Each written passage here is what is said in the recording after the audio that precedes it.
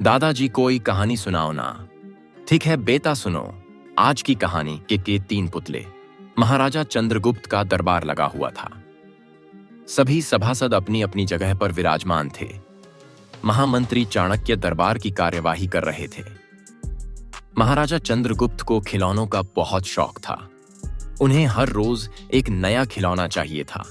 आज भी महाराजा के पूछने पर कि क्या नया है, पता चला कि एक सौदागर आया है और कुछ नए खिलौने लाया है।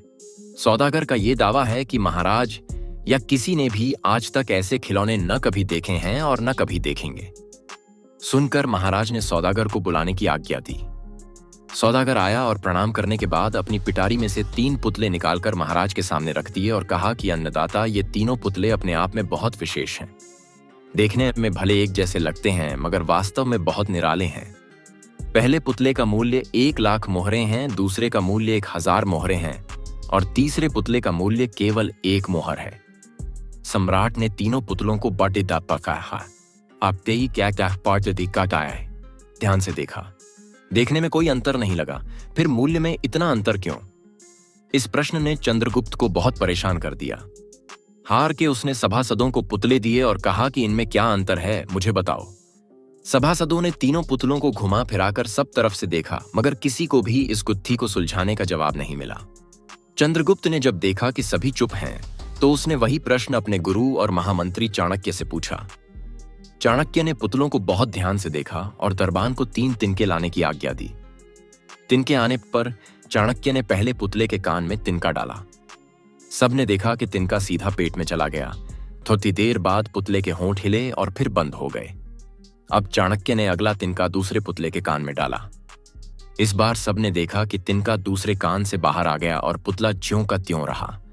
ये देखकर सभी की उत्सुकता बढ़ती जा रही थी कि आगे क्या होगा। अब चाणक्य ने तिनका तीसरे पुतले के कान में डाला। सबने देखा कि तिनका पुतले के मुंह से बाहर आ गया है और पुतले का मुंह एकदम खुल गया। पुतला बराबर हिल रहा है जैसे कुछ कहना चाहता हो। चंद्रगुप्त के पूछने पर कि यह सब क्या है और इन पुतलों का मूल्य अलग अलग क्यों है, चाणक्य ने उत्तर दिया, राजन, चरित्रवान सदा सुनी सुनाई बातों को अपने तक ही रखते हैं और उनकी पुष्टि करने के बाद ही अपना मुंह खोलते हैं। यही उनकी महानता है। पहले पुतले से हमें यही ज्ञान मिलता है और यही कारण है कि इस पुतले का मूल्य 1 लाख मोहरें हैं। कुछ लोग सदा अपने में ही मग्न रहते हैं, हर बात को अनसुना कर देते हैं। उन्हें अपनी वाह वाह की कोई इच्छा नहीं होती। ऐसे लोग कभी किसी को हानि नहीं पहुंचाते। दूसरे पुतले से हमें यही ज्ञान मिलता है और यही कारण है कि इस पुतले का मूल्य 1000 मोहरें हैं। कुछ लोग कान के कच्चे और पेट के हल्के होते हैं। कोई भी बात सुनी नहीं कि सारी दुनिया में शोर मचा दिया। इन्हें झूठ सच का कोई ज्ञान नहीं, बस मुंह खोलने से मतलब है। यही कारण है कि इस पुतले का मूल्य केवल 1 मोहर है।